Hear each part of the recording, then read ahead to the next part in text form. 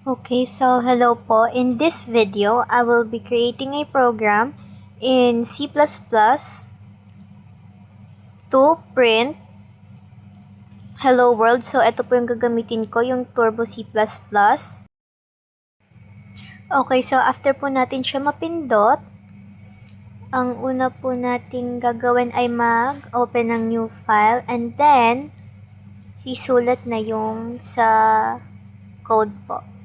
So, una po nating isusulat is yung include iOS stream.h. Take note po yung sa .h dapat po hindi po siya mawawala or else hindi po gagana yung code. Okay, so yung int main, then open and close parentheses, and then curly bracket. Then after po nyan is itatype po natin yung cout para po ma-print yung itatype natin inside ng quotation mark, which is hello world. Then dapat po at the end is lalagyan po natin lagi ng semicolon as indicator na nag-end na yung line ng code. Okay, so yung return then 0, tapos semicolon ulit, tapos another curly bracket. Okay, so after po nyan is sa IDE po na ito, kailangan po is isa-save po muna natin siya. So ayan po, click lang po yung file and then save.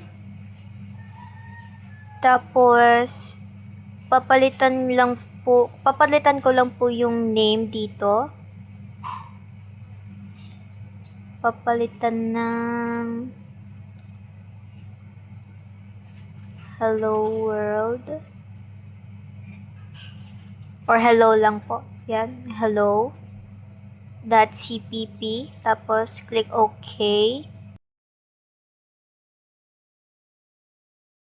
Now na na-save na po natin siya, i-compile naman po natin siya. Ayan po. Tapos, check for warnings and errors. Since wala po siya, I'll just press any key. In this case, I pressed enter. And then, after that, is i-run naman po siya. Yan. Tapos po, after i-run, to check the output, if tama po, if accurate, sa nakalagay po inside ng quotation mark, is ipapress po natin yung Alt F5. And ayan po, as you can see, accurate po yung lumabas kung ano po yung nasa loob po ng cout natin. Yun din po yung lumabas dito sa output. And yun lang po. Thank you po for watching.